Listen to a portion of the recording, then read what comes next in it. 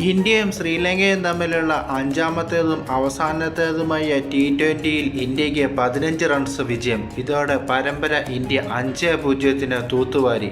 ഇത് മൂന്നാം തവണയാണ് ഇന്ത്യൻ വുമൺസ് T20യിൽ 5-0 വിജയിക്കുന്നത്. ശ്രീലങ്ക ആദ്യമായിട്ടാണ് 5-0 ഒരു ടീമിനോട് തോൽക്കുന്നത്. കാര്യവട്ടത്ത് നടന്ന മത്സരത്തിൽ ടോസ് നേടിയ ശ്രീലങ്ക ഇന്ത്യയെ ബാറ്റിംഗിന് അയക്കുകയായിരുന്നു. നിശ്ചിത 20 ഓവറിൽ 7 വിക്കറ്റ് നഷ്ടത്തിൽ 175 റൺസാണ് ഇന്ത്യ എടുത്തത്. മറുപടി ബാറ്റിംഗിൽ 7 വിക്കറ്റ് നഷ്ടത്തിൽ നിശ്ചിത 20 ഓവറിൽ ശ്രീലങ്കയ്ക്ക് 160 റൺസ് എടുക്കാനേ സാധിച്ചുള്ളൂ. 43 പന്തിൽ 68 റൺസ് നേടിയ ഹർമൻ പ്രീത് കൗറാണ് ഇന്ത്യയുടെ ടോപ്പ് സ്കോറർ. ഹർമൻ തന്നെയാണ് പ്ലെയർ ഓഫ് ദ മാച്ച്. പരമ്പരയിൽ ഉടനീളം മികച്ച പ്രകടനം കാഴ്ചവെച്ച ഷെഫാലി വർമ്മയാണ് പ്ലെയർ ഓഫ് ദ സീരീസ്.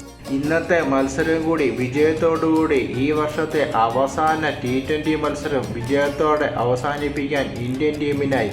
ഈ വർഷം ഇന്ത്യൻ ടീമിനെ സംബന്ധിച്ചിടത്തോളം ഒരു സ്വപ്ന വർഷം തന്നെയായി.